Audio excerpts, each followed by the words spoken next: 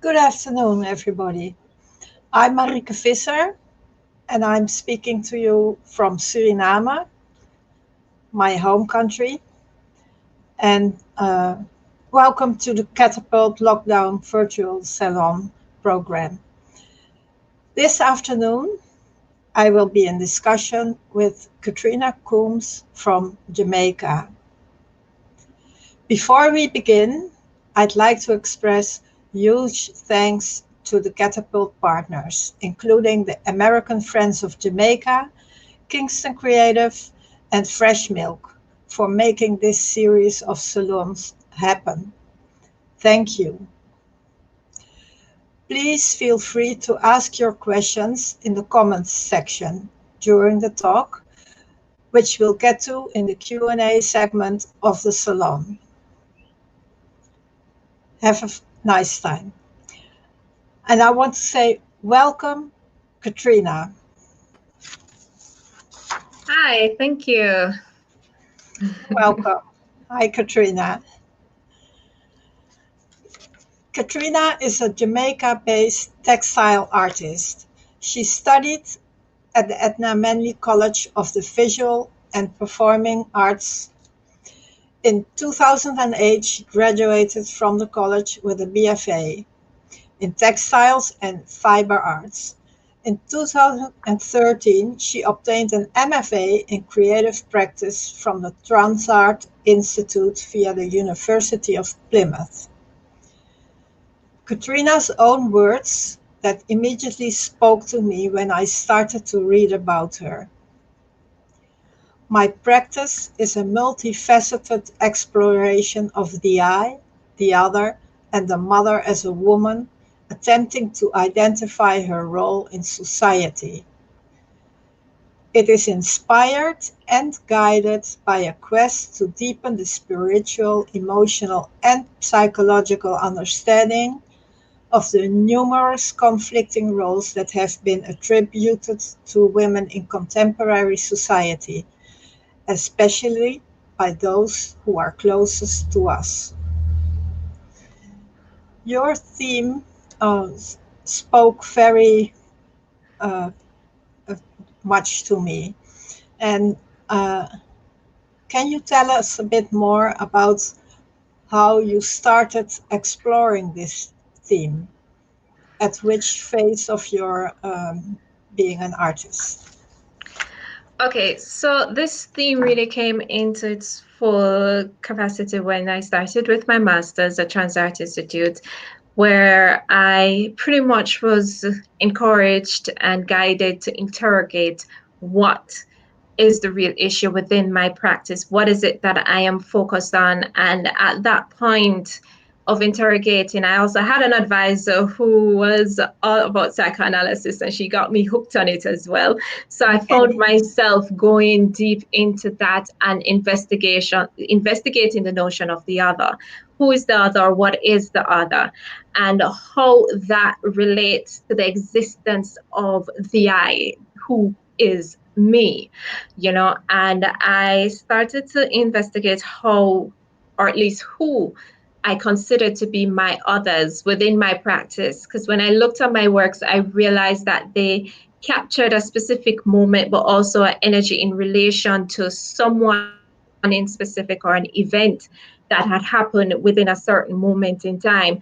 And through that, I think one of the issues that all women kind of face is in terms of finding out who we are, our identity. We're always questioning as to how we carry ourselves, how we dress, how we talk. We're expected to do certain chores, certain domestic duties, mainly because of our sex.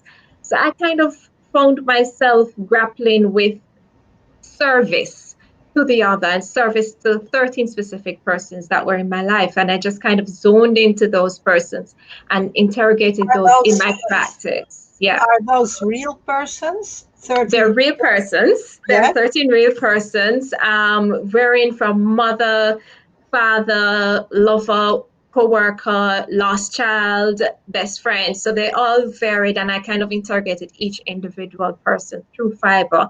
And I found myself looking on the notion of weight and how weight impacts you. And weight, subliminal weight, real and surreal weight, in the sense of, I don't know how many have ever tried this, but where you're carrying, you put something light in your hand and you hold your hand out. As light as it is, the longer you're holding and carrying it, is the heavier that object gets within the hand. Yes. And so I started to investigate that with the fabric itself and creating these forms that were then used to carry. And I did performances where I was carrying these sacks, that were representative of the luggage almost that they have left, the impact that they have placed on me. And carrying that for a moment in time and then moving into, that project, it kind of went through multiple phases for me to understand. But that's really what started me out with investigating the other and I. And then moving into the mother, that was based on my own personal experience when I now realize that there really is one significant other that has impacted me the most. So through investigating those, I also realized that even though they seem to have this large weight within me, they are not the ones that are guiding my practice and how I am creating and what it is that I do in my practice. Yes. So it has been just really an investigation of myself initially. That's really where the initial stages were. And then moving into the interrogation of the mother, the maternal figure, and the body. So the other translated now beyond just being an external person, but now an external being, the womb, where the womb itself gets othered by us as women and even by men and our interaction with everybody. So the body then becomes an other separated from the I.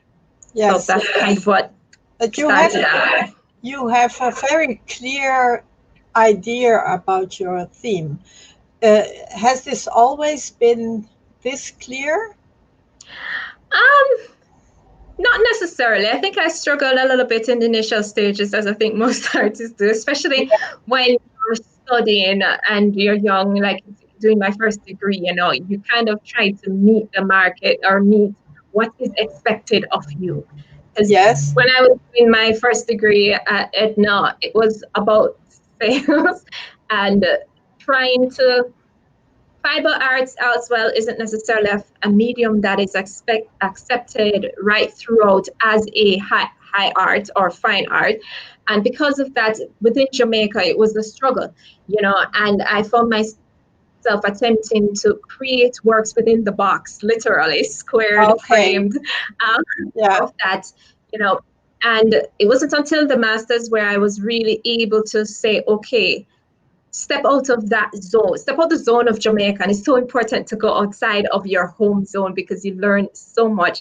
And going in a location in which I was surrounded by so many different types of artists, performers, painters, photographers, writers, it now just became, rather than a medium that, you're a painter, you're a fiber artist, it became you're just an artist, and it doesn't matter necessarily what medium it is you're exploring.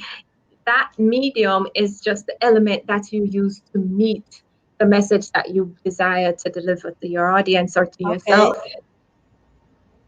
Yeah. Okay. Great. Um, uh, you started very early. I heard you tell me. Um, you told me a Oh, story okay. about your In mother. terms of, I've always loved fiber. All right, Uh-huh. I've had a fascination with fiber as a medium. I've always felt myself to be spiritually connected to the medium of fiber. And I guess you could say that I probably started from within the womb because I was delayed by 10 days or so, mainly because I had the umbilical cord wrapped around my neck. So I guess You you could say that I started knitting started playing with already. it from in the womb.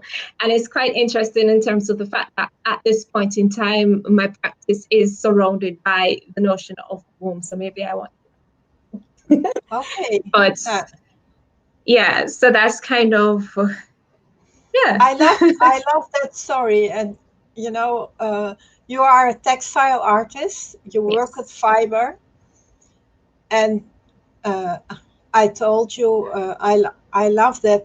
I love textile arts too. I'm also familiar with it from my grandmother, and but the way you talk about fiber, it is just I love to see it. Your face starts glowing, and have you Well, always had this love for textile and fiber? I mean, I began really working with it in high school when I was introduced to macrame, which I really don't use in my practice now, sadly. But that's really where I got the intro to the medium. And I think at that point, I just fell in love with the fact that, you have something so simple, so light, so delicate that can be put together by knots or weaving or crocheting and just building and shaping form. And for me, it's just been a constant exploration of the medium as to where it can go, what boundaries can I take. And as well as even just allowing the material itself to breathe, to Yes. be and exist. So that's kind of what really drives me with the medium itself. There's just so much that I think that can happen with it. Yeah. Okay. Yeah. Um, I think it's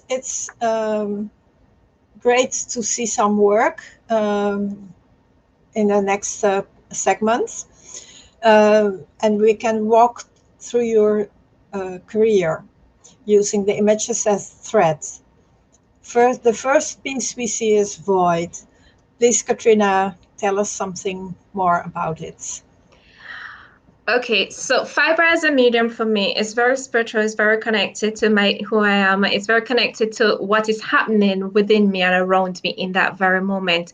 And it's really something that I think it's right across the board in all ethnic groups across the world, where as a weaver, you are telling stories and you are telling stories of that moment. And for me, with void, this is a moment of loss, and that's kind of what majority of my work at this point in time started to take life with, by looking on the notion of loss and what loss is. And this piece really came out after I finished my master's and I began to In what year is this look. This piece? is 2015. This was done in Okay. 2015. It was a part of Young Talent exhibition at the National Gallery. In which The that was my National first Gallery of National Jamaica. Gallery of Jamaica, yes. Okay.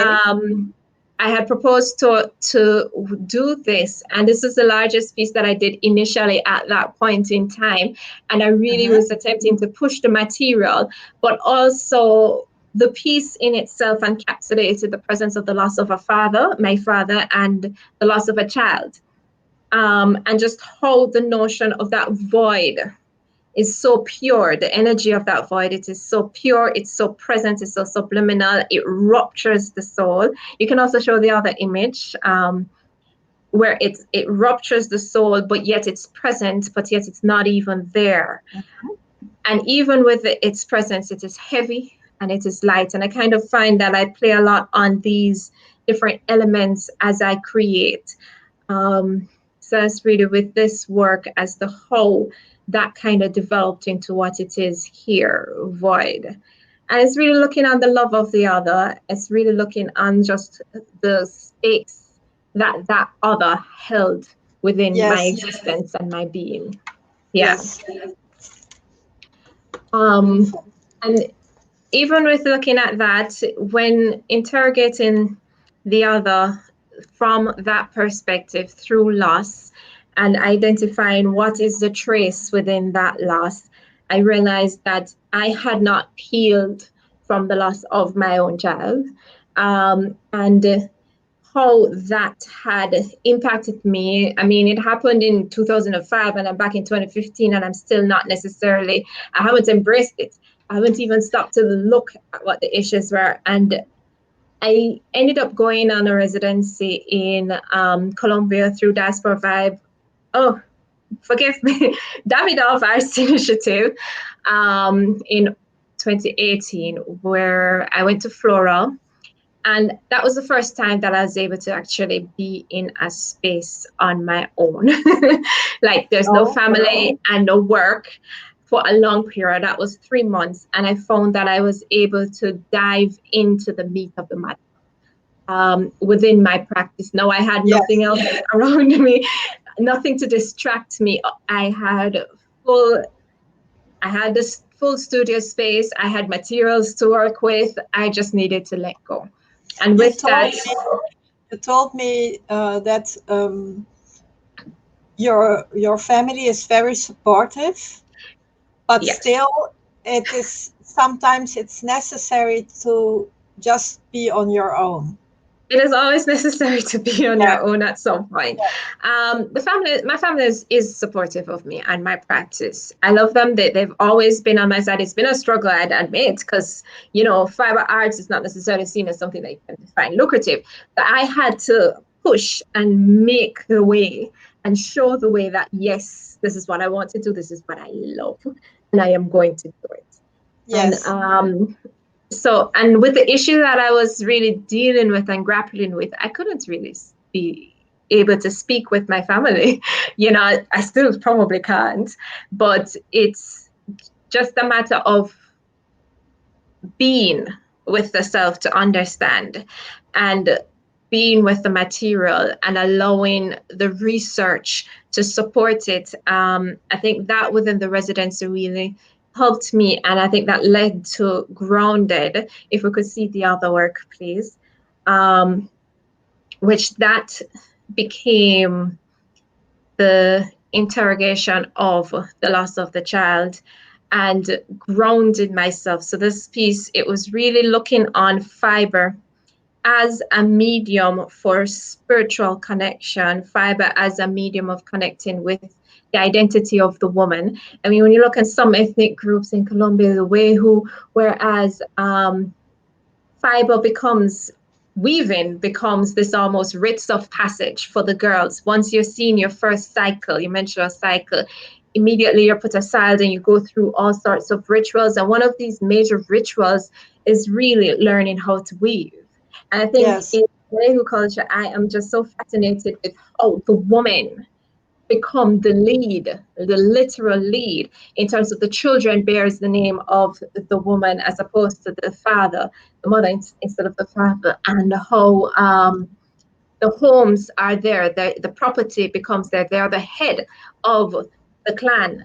They're the chieftain, the mother chieftain, so much. But then no weaving. Weaving was also a matter of showing your position, your stance within the community. The tighter you is, the more detailed you weaves are.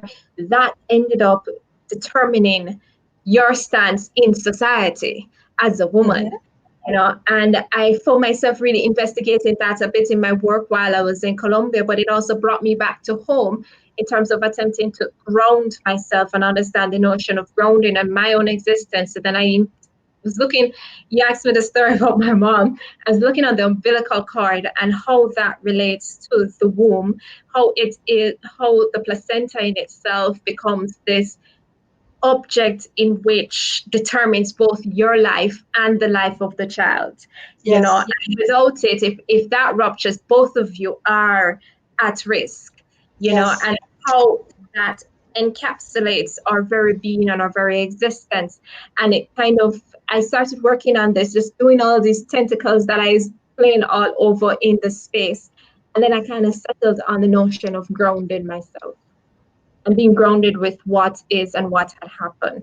And in order to do that, I felt I needed to be with the material and to be encapsulated by the material itself and by this notion of the mother, the notion of the womb, the notion of myself as a mother, my mother as a mother, and the child that wasn't no longer present, and how these issues are really central and universal, but yet we really don't speak to it, right? We're always timid about speaking towards it, both the opposite sex, both us to ourselves. It happened, you lost a child, whether if it's through miscarriage, abortion, a death of early death or stillbirth. It doesn't matter what caused this loss. It is a loss, and it's a loss that I think we really need to speak more towards and embrace as something that feeds with our existence. And that's kind of coming out of that piece of grounded. I decided, I needed to be a part of it. And I went into Wandering Womb and into a little bit more with performance piece, if we could see the video. So that video, it's really speaking to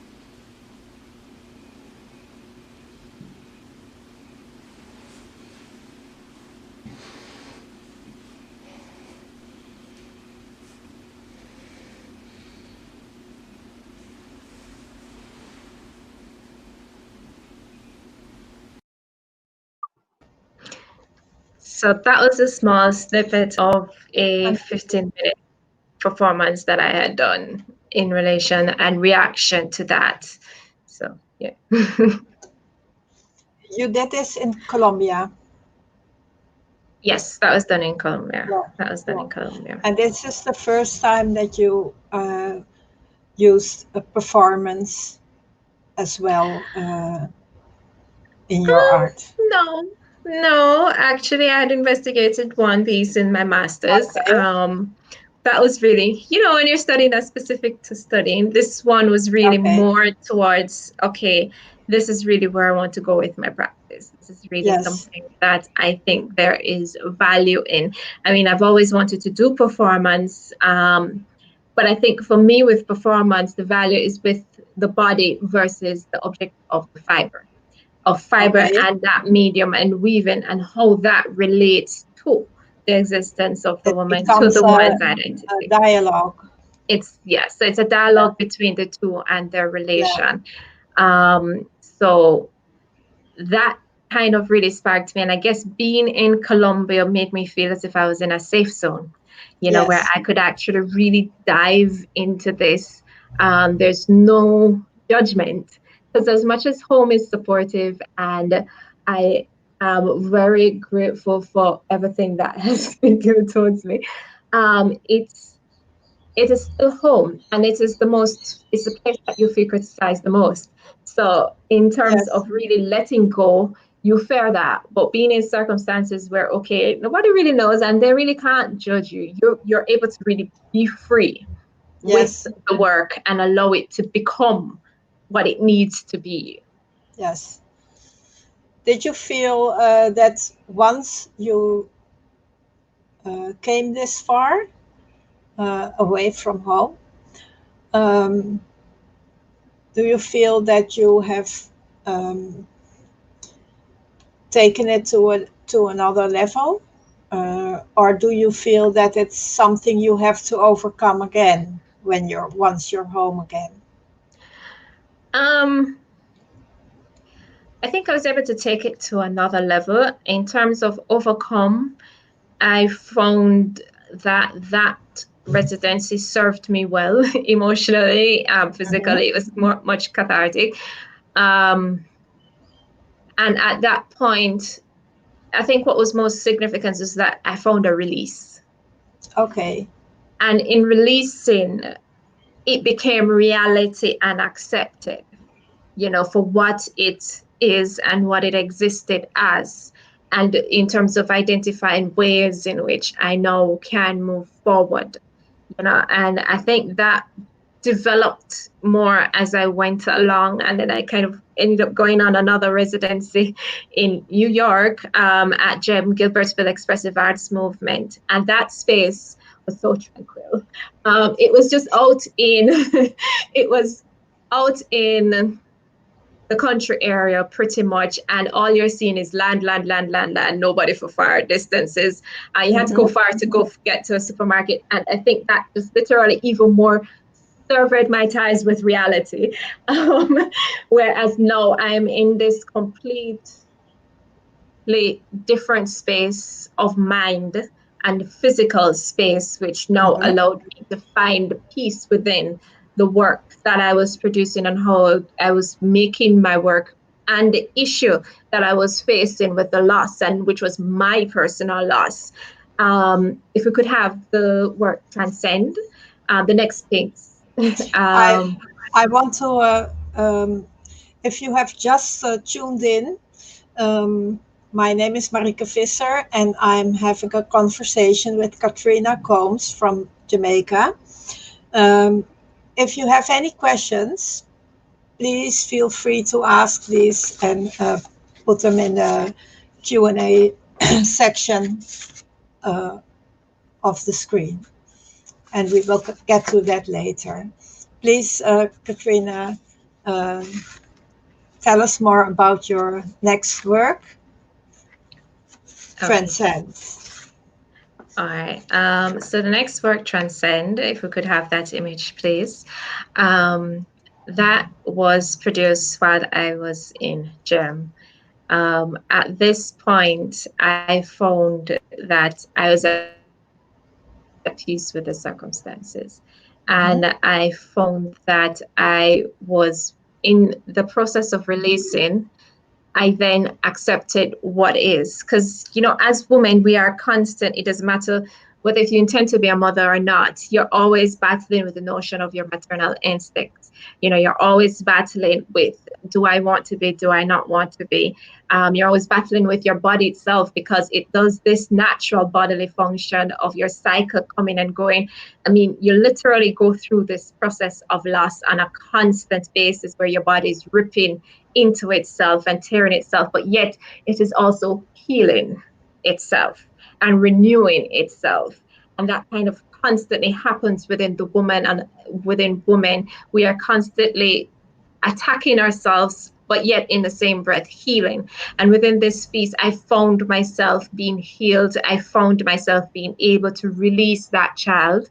I found myself now understanding the notion of the womb and of the maternal mother. I don't have a child, but it's always been this constant thing on my mind. I might not have had a child, but I feel as if I've been constantly being a mother to those who are around me. And within Transcend, it was this moment of just allowing the material. There's really not much techniques in terms of fiber-based techniques that were explored, other than the woven forms that are within the center. I allowed the material of the fiber to just exist. And at this point, I was just existing. I had accepted, and I'm able to now exist within myself, within my identity of who I am. I understood clearly at this point what had happened, and it is what it is, but yet it has shaped me, and I embrace it. And Yes. so in a lot of what I am doing, it's not just a matter of working through, but it's also understanding what it is for what it actually is. and what Yes. we are as women and how we function, and embrace that truth that exists within us, and to be able to speak to that within my work and within the audience's interaction and relation to the work. Thank Yeah. you. Yes, beautiful. The Catapult project is here because of COVID-19. How did the pandemic affect your practice?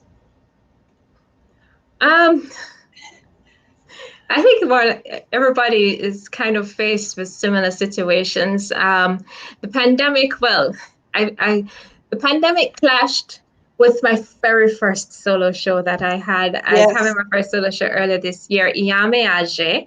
Um, and I had the show the Saturday, and by the Monday, Jamaica had its first COVID case, and then everything just shut down.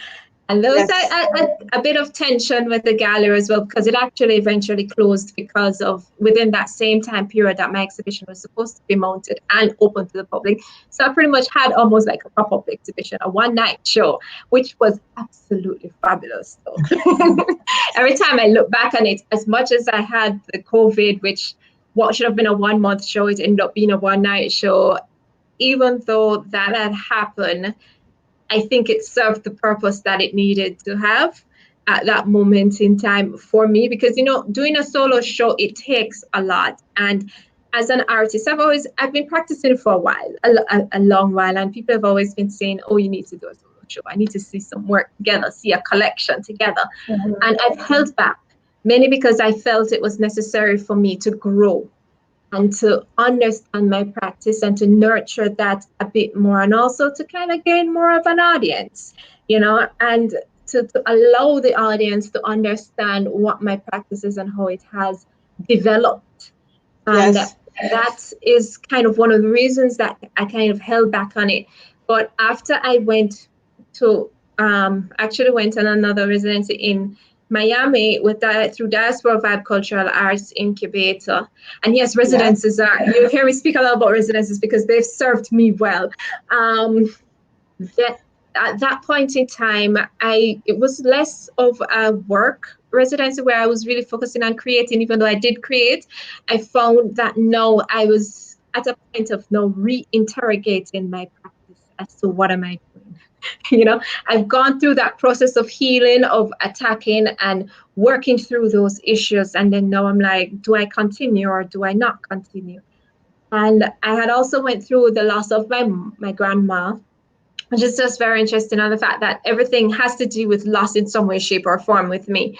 And I ended up on the residency. I just booked up this song, Oshun, and it just popped up in my feeds while I was playing music, and it literally encapsulated me mm, spiritually, emotionally, and I found myself now being connected back to my African ancestry and how that relates to my work. Because I've always been looking on different cultures with fiber, and I know of the African background, but I've not necessarily embraced it. And at this okay, point in when I returned home from that residency, I ended up setting up my studio where my grandmother spent her last years in.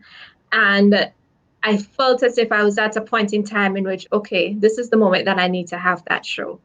It's time hmm, to show. It's time to have the solo show. And in creating in this space, it was only right for me to do this in honor of her, or in honor to yes, her. And the exhibition Iyami Age, which is my mother god, um, it really looks in the womb of existence, and so it's really in honor to the maternal nature and the maternal figure of woman, specifically towards my grandmother and also for my mother, because these are so very strong women who have influenced me in so many different ways. I can't even explain. I mean, yes, I might not have had a good relation in initial stages with my mom, but right about now, we're like, and with my grandma, and that happened when my grandmother came, because then her presence, I then realized why my mother's the way she is and who she is. And in that helped to guide me as to why I am the way I am and how I Yes. relate to the both of them as women, And as maternal. I love that your studio is now in your grandmother's room. Yes, You've yes, made your grandmother's room your place of work, and um, that's kind of a full circle. I it like is, that. isn't Yeah, it?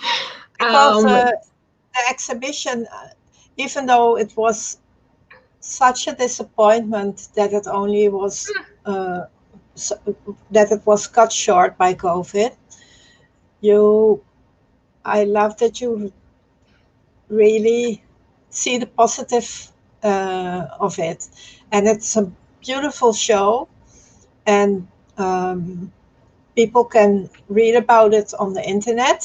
There are articles about it, and uh,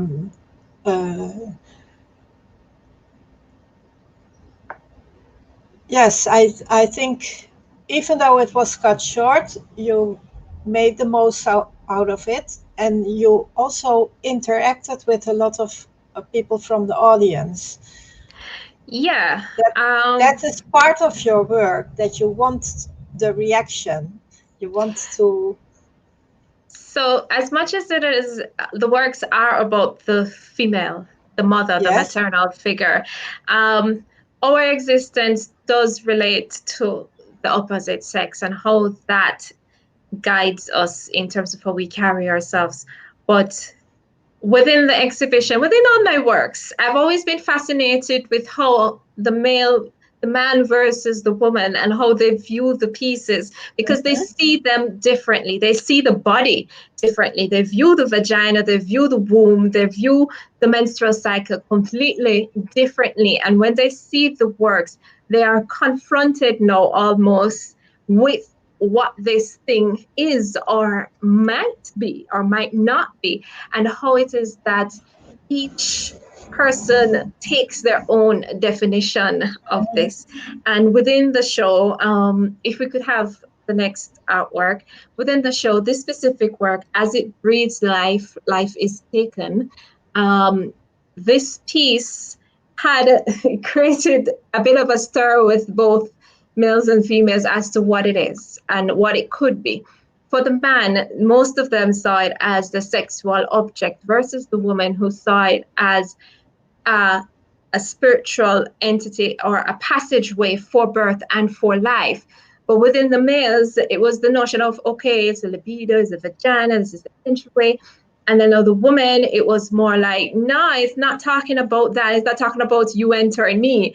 There was one specific couple that I always remember, who they stood there and they had a very heated argument actually about the piece and what it was meant to be. And the guy came over and he's like, no, no, no, no, no, no. You need to explain what this work is. This is what I say it's about, and I believe this is it, versus her, what her perspective was. And in terms of answering that, it is both. Both of our sexes view things differently. Both of us accept them and embrace things differently, but they're both valid and they're both right in their own sense. And it's just a matter of embracing these two and connecting them and accepting them. The moment that we are able to accept, right, and understand and accept each other's views and perspective, then we will be able to find ourselves in a zone of understanding, a zone of Yes. comfort and a zone of freedom to be and to exist as we are. I mean, it's fine talking about the menstrual cycle. We shouldn't be fearful. If you've lost a child, it is painful, but we should be able to embrace what that is and to speak to it without the negative stigma that may be struck around it. And the moment that we are able to understand this and to open up, and to speak to it and be, because it is, and we exist, Yes. and yeah. Thank you. Thank you, Katrina. Before COVID-19 changed everything, you had plans for participating in the Kingston Biennial, which now has been postponed. But you are working in your studio space, in your grandmother's room, and you are working on a project.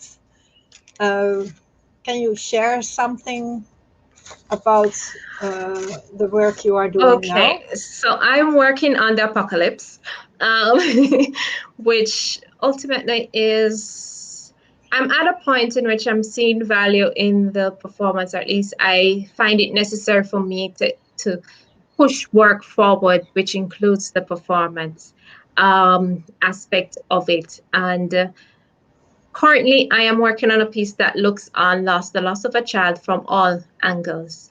And not just from my own individual voice. I've found myself now taking the voice of others, because the more that I create, the more that I have discussions around these circumstances, I've now, or at least I've now seen the experiences of others. And there's so many persons, so many women and men who have gone through this sense of loss that is not necessarily being spoken to. So this piece is really going to be interrogating their loss and their voice, and letting their voice be heard and spoken to. Whereas it includes the performance of, it includes five elements, which is the sculptural piece, which is always needs to be present, the words of persons who have actually gone through this loss. There are two characters, which represent the two different psychomentality of someone who has gone through loss, which is the mask, which is constantly being worn within the public, what you see, and then the voices within, which pretty much tears one apart internally. So, and then there's the audience, who will play a very significant role within this. So I need COVID-19 to hurry up and go, so I can actually present this work, because it requires that. And I find that now, with everything the projects that I am working towards, they all need the audience's interaction. They all are guided with some sense of performative action with the fiber, whether if there is a performer, or if it's a performance between the audience and the work. So that's kind of where I think, that's kind of where my practice is going at this point in time. So yes, and in collecting stories of loss, by the way, I am collecting from anyone who is open and willing and ready. Or you don't even have to be ready to share their story, because the stories will be written, or sections of it, and these stories would be read out loud and be presented in different ways, shapes, and forms. And a name is very significant. It doesn't necessarily need to be your name. It can be the name of the child, an alias, first name, second name, last name, whatever it is. But the name, I think, is very significant in doing a piece such as this, because it is a person who has gone through this experience. There is a person that has gone through it, or is lost by it. And in speaking the name, they are given a place. And I think that is kind of what I'm working towards. So if anybody feels like hooking me up with some stories, you can go ahead in terms of your own experiences. I am accepting any story. And I have been collecting. I have quite a lot going through. But I just wanted to open the floor as it pertains to that. But the work really is to give a voice, and to give a voice to others. So that's where I'm going. I think it's a beautiful project, also because of my own experience as a mother who lost a child. And I will be sharing my story with Katrina, and I hope more people will do so. It's very important to give a voice to people who are not heard. And saying names is important, is very important. Katrina, you say for this project you need an audience, so you need for COVID to be over with. We all need COVID to be over with, but you still you I find it remarkable how how visible you are. Yesterday you had an opening, but before we get to that, we will get to the questions and answers segment of this hour, and please leave questions for us in the Q&A box. Katrina, yesterday you had an opening in Canada, and Yes. tell us about that. Okay. All right. So that was One Night Start at Sea, a contemporary Caribbean art exhibition done by, well, it's at the Peel Arts Gallery. And I'm Yes. trying to remember things. It's at the Peel Arts Gallery and Museum in Ontario, Canada. It was curated by Karen Carter and Greg Manuel. So it's a part of a larger activity that they're doing, where they're doing a Caribbean art fair. They inaugurated it here in Jamaica in Mandeville earlier in the year, and that's actually where I met them. Thanks to Laura Facey. And I was invited to be a part of this show. So now they were then carrying it out of the Caribbean into Canada, because they saw the necessity for more Caribbean artists to come together, and to be presenting work as one unit and as one body. It's kind of like Catapult, which I think is kind of really amazing, how it brings us all together from everywhere. Beautiful. Yeah. Yeah. So a couple of those works in that solo show as well are being seen there, so it's open to the public. And another exhibition I wanted to mention is Intersectionality, Diaspora Art from the Creole City, which now shows at the Harvey B. Gantt Center for African American Arts and Culture in Charlotte, North Carolina, USA. So yes, again, that's another amazing exhibition with a group, the Diaspora Vibe Cultural Arts Incubator, who are really have been supporting the arts for 25 years now in Miami. So support them.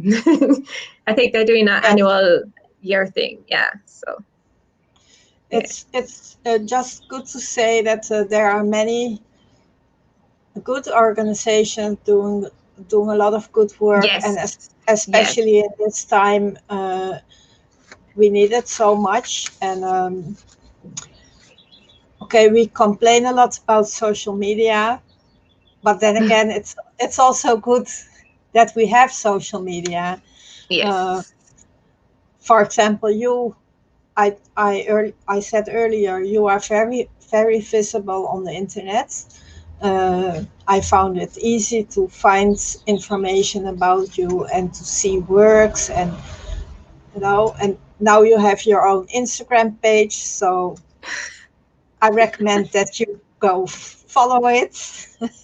Okay.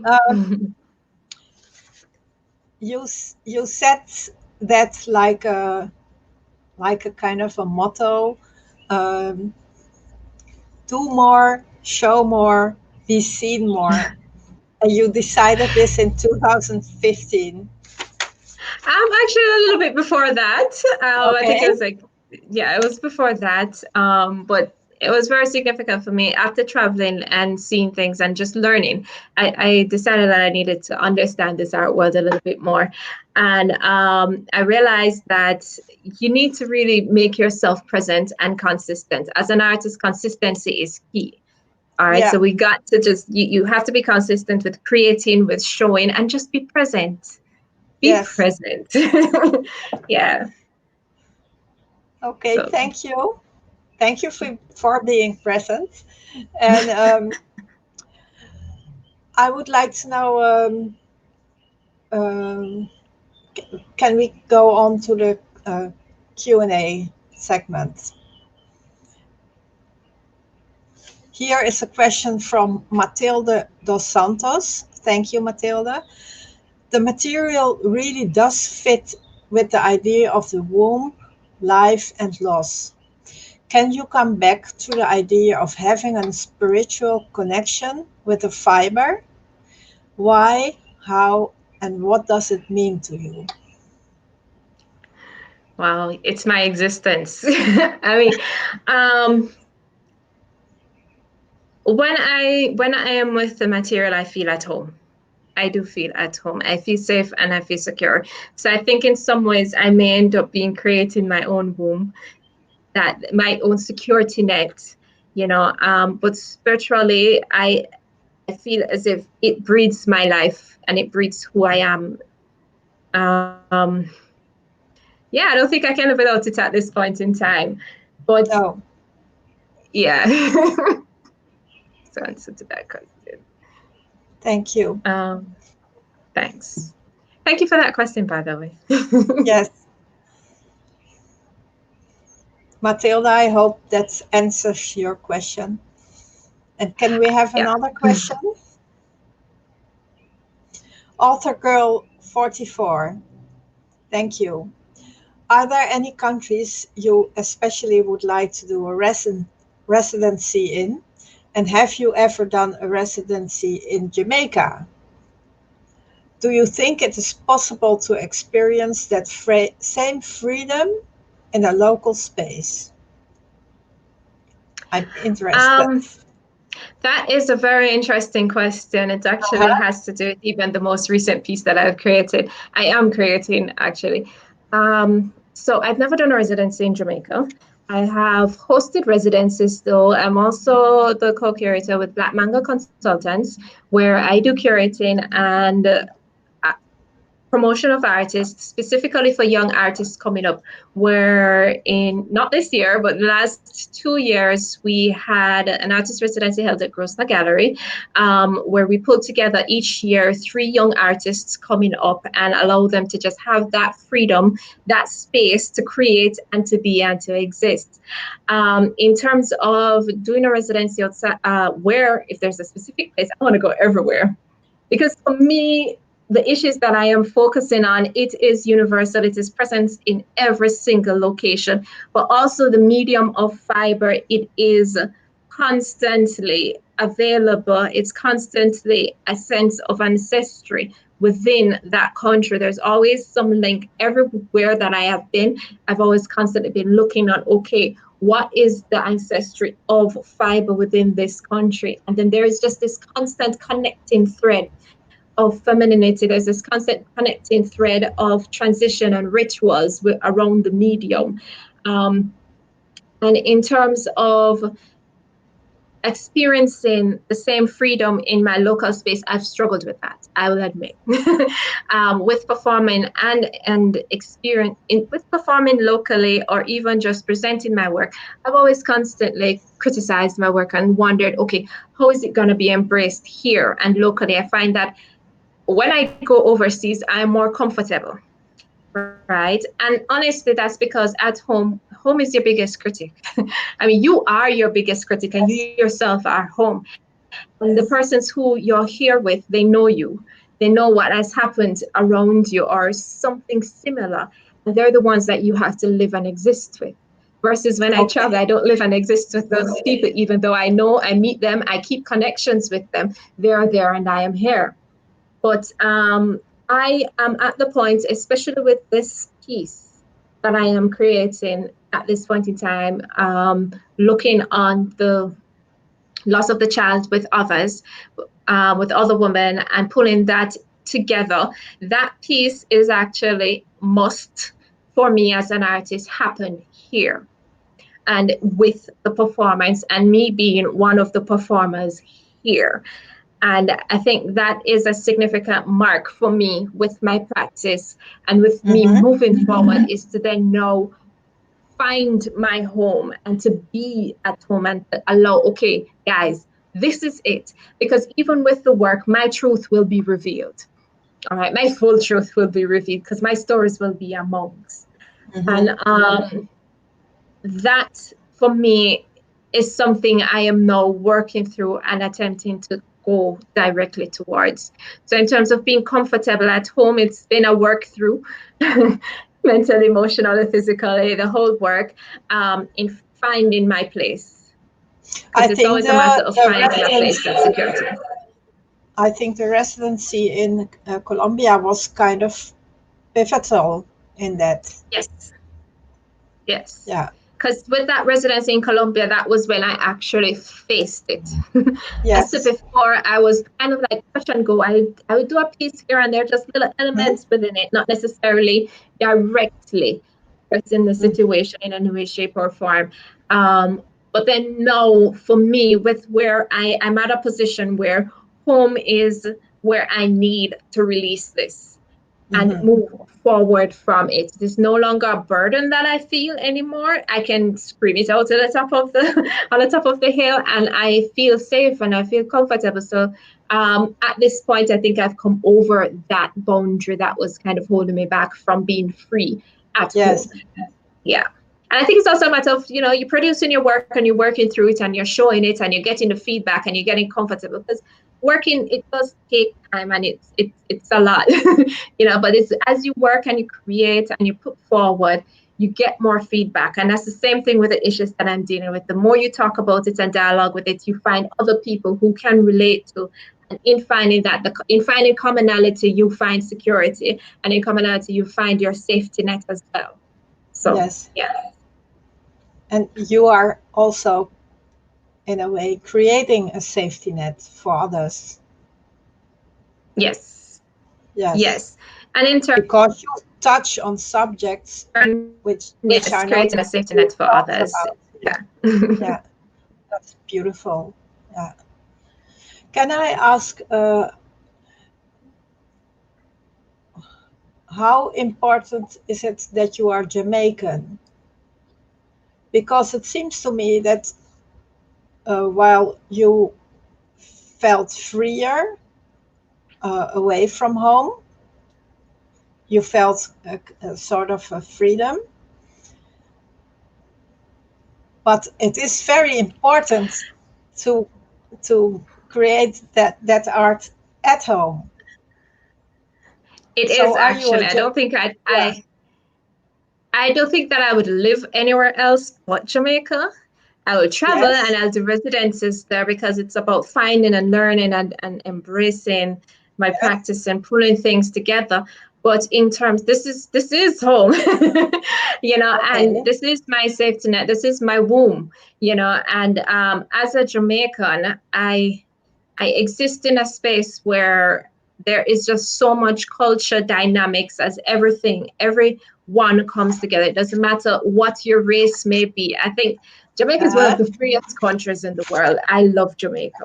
As with Yeah. traveling, you notice all of the restrictions that there are elsewhere. I mean, even with the issues that are being faced as it pertains to women working, and the pay differences between men and women and how men relate to women, you really do not find that here for a woman. We are always able to be strong. We're always able to present ourselves and not fear ourselves. And I think that's one of the beautiful things about Jamaican women, where we're always pushing forward. We will take the lead.